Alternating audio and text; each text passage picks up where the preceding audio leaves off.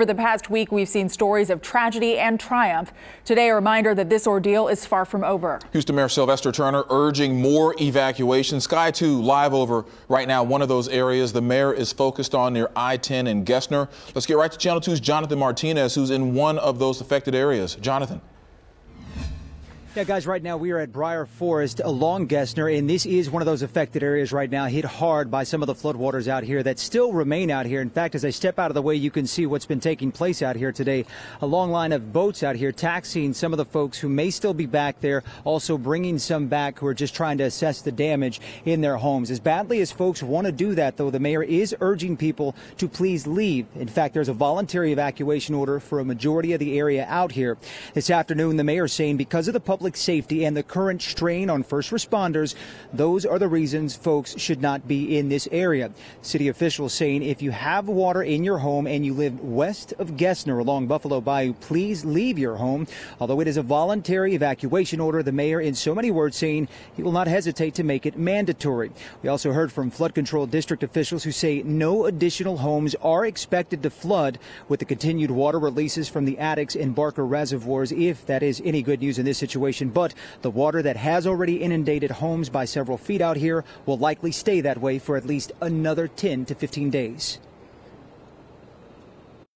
On our first responders, when we are asking them to cover the entire 640 square miles, when they are now in the process of going door to door, and the situation with homes in this area, an apartment complex in the area, it's not going to change. It's just not practical. We cannot spend the next 14, 15, 16 days being a water taxi service when we still have so much to do, so much work to do from a public safety standpoint.